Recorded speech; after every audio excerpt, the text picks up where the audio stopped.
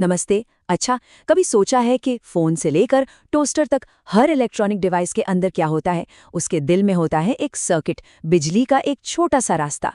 आज हम इन्हीं रास्तों के राज खोलने वाले हैं और उन नियमों को समझेंगे जो इन्हें चलाते हैं। तो सवाल ये उठता है कि हमारे आसपास की ये टेक्नोलॉजी आखिर काम कैसे करती है। आप सोच रहे होंगे कि ये बहुत कॉम्प्लिकेटेड होगा, है ना? पर मजे की बात ये है कि इन सभी जटिल मशीनों के पीछे कुछ बहुत ही सीधे साधे बुनियादी नियम हैं, और आज हम उन्हीं नियमों को समझने वाले हैं। तो हमारा सफर कैसा रहेगा? सबसे पहले हम मिलेंगे सर्किट के मुख्य खिलाड़ियों से। फिर हम सीखेंगे सर्किट का नक्शा पढ़ना। उसके बाद हम जानेंगे वो दो सुनहरे नियम जो सब कुछ कंट्रोल करते हैं। फिर कुछ मुश्किल पहेलियों को सुलझाने की तरकीबें देखेंगे और आखिर में समय के खेल को समझेंगे। तो चलिए शुरू करते हैं। देखिए, हर सर्किट ना एक टीम की तरह होता है जिसमें अलग अलग तरह के खिलाड़ी होते हैं।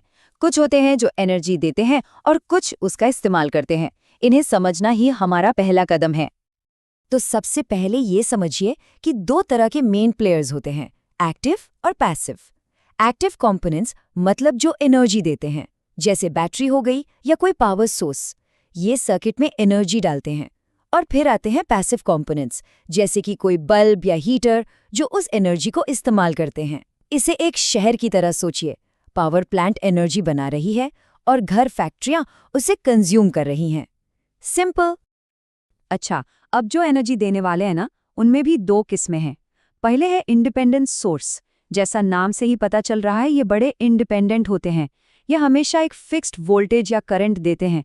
सर्किट में चाहे कुछ भी हो रहा हो, इन्हें कोई फर्क नहीं पड़ता। एकदम भरोसेमंद और स्थिर। और दूसरे होते हैं डिपेंडेंट सोर्स। अब ये थोड़े ज्यादा स्मार्ट होते हैं। इनका आउटपुट फिक्स नहीं होता।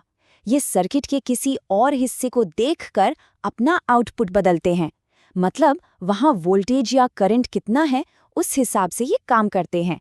इससे सर्किट ज्यादा डायनामिक बन जाता है। वैसे कंपोनेंट्स को बांटने के और भी तरीके हैं, जैसे कि वो लीनियर हैं या नॉन लीनियर, यूनिलैटरल है या बाइलैटरल। ये सब हमें बस ये बताते हैं कि किसी कंपोनेंट का बर्ताव कितना प्रिडिक्टेबल है और अलग-अलग हालात में वो कैसा रिएक्ट करेगा। ठीक है, तो अब हम प्लेयर्स को तो जान गए हैं। चलिए अब सर्किट का नक्शा देखते हैं। देखिए, सिर्फ ये जानना काफी नहीं है कि कंपोनेंट्स क्या हैं, वो एक दूसरे से जुड़े कैसे हैं, ये समझना भी उतना ही जरूरी है। असली कहानी तो यहीं से शुरू होती है। तो इस सर्किट रूपी शहर में कुछ खास जगहें होती हैं, लैंडमार्क्स, नोड। ये वो चौराहा है जहां दो या दो से ज्यादा कंपोनेंट्स आकर मिलते हैं। ब्रांच वो सड़क है जो दो चौराहों को जोड़ती है। लूप कोई भी बंद रास्ता हो सकता है। और मैश एक ऐसा सीधा साधा लूप है जिसके अंदर कोई और लूप न हो। अब देखिए, कोई भी रास्ता तीन हालतों में हो सकता है। पहला, क्लोज्ड सर्किट, मतलब रास्ता पूरा है, सब ठीक है और करंट बह रहा है। दूसरा, ओपन सर्किट, मतलब रास्ता कहीं से टूट गया है, जैसे स्विच बंद कर दिया हो, कोई करंट नहीं बहेगा। और तीसरा, शॉर्ट सर्किट। ये एक खतरनाक सिचुएशन है जहां करंट एक शॉर्टकट ले लेता है और बहुत तेजी से बहने लगता है। अब आते हैं सबसे जरूरी हिस्से पर, वो दो सुनहरे नियम जिन पर पूरा का पूरा सर्किट एनालिसिस टिका हुआ है। ये फिजिक्स के वो कानून हैं जिन्हें तोड़ा नहीं जा सकता। पहला नियम है किरचॉफ्स करंट लॉ या केसीएल। ये बहुत ही सिंपल है। इसका मतलब है कि किसी भी जंक्शन यानी हमारे चौराहे पर जितना करंट अंदर आएगा उतना ही करंट बाहर भी जाएगा।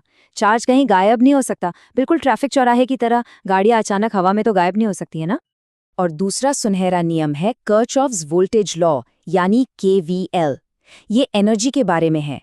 सोचिए, एक बंद रास्ते पर जितनी एनर्जी पावर सोर्स से मिलती है, उतनी ही एनर्जी रास्ते में लगे कंपोनेंट्स इस्तेमाल कर लेते हैं। कुल मिलाकर हिसाब बराबर। एनर्जी भी कहीं गायब नहीं हो सकती। आप देखिए, केसीएल और केवीएल नियम तो पता चल गए, लेकिन जब सर्किट बहुत ज्यादा कॉम्प्लिकेटेड हो जाते हैं तब क्या? तब हमें इन नियमों को लगाने के लिए कुछ खास तरीकों, कुछ स्ट्रैटेजीज की जरूरत पड़ती है। ये तरीके हमें किसी भी मुश्किल पहेली को सुलझाने में मदद करते हैं। इसके लिए दो मेन टेक्निक्स हैं। पहली है नोडल एनालिसिस। इसमें हम केसीएल का इस्तेमाल करके नोड्स पर वोल्टेज पता लगाते हैं। और दूसरी है मैश एनालिसिस, जिसमें केवीएल का इस्तेमाल करके लूप्स में करंट ढूंढा जाता है। और कभी-कभी हम चीज़ों को आसान बनाने के लिए कुछ क्लेवर ट्रिक्स भी इस्तेमाल करते हैं, जैसे सोर्स ट्रांसफॉर्मेशन, जिससे वोल्टेज सोर्स को करंट सोर्स में बदल सकते हैं, या स्टार डेल्टा ट्रांसफॉर्मेशन, जो मुश्किल दिखने वाले नेटवर्क्स को एकदम सिंपल बना देता है। और अब आते हैं आखिरी और शायद सबसे दिलचस्प हिस्से पर, समय का खेल। देखिए, सर्किट हमेशा एक जैसे नहीं रहते। खासकर जब कोई स्विच दबता है या सर्किट ऑन होता है, तो शुरुआती कुछ पलों में उनका बर्ताव बहुत अलग होता है। हम 2 टाइम पीरियड्स को देखते हैं। पहला है ट्रांजिएंट स्टेट। ये वो शुरुआती उथल-पुथल वाला दौर है जो स्विच दबाने के ठीक बाद होता है। और दूसरा है स्टेडी स्टेट। ये वो आखिर की शांत और स्थिर हालत है जब सब कुछ सेटल हो जाता है। इसे समझने के लिए एनालिस्ट 3 बहुत ज़रूरी पलों पर नज़र रखते हैं। पहला, स्विच बदलने से ठीक 1 पल पहले। दूसरा, स्विच बदलने के ठीक 1 पल बाद। और तीसरा, बहुत देर बाद का समय, जब सर्किट अपनी आखिरी यानी स्टेडी स्टेट में पहुंच जाता है। इसको समझने के लिए सबसे बढ़िया एग्जाम्पल है एक कार का इंजन। सोचिए, जब चाबी घुमाते हैं तो इंजन के स्टार्ट होने की वो जो शुरुआती गड़गड़ाहट और खांसी होती है ना, वो है ट्रांजिएंट स्टेट। और एक बार जब इंजन एकदम स्मूथ चलने लगता है, वो होती है स्टेडी स्टेट। और ये जानना ज़रूरी क्यों है?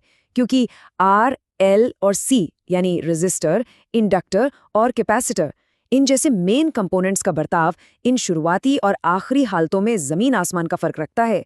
इसीलिए इस एनालिसिस को समझना बहुत ही क्रूशियल है। तो अगली बार जब कोई स्विच ऑन करे तो उस छोटे से सर्किट शहर के बारे में सोचिएगा जो एकदम से जी उठता है। और एक सवाल के साथ आपको छोड़ता हूँ, अगर सर्किट शहर है तो सोचिए जब पूरे शहर की बिजली चली जाती है और फिर वापस आती है तो क्या होता है। ये ट्रांजिएंट और स्टेडी स्टेट का एक बहुत बड़ा असल जिंदगी का उदाहरण है।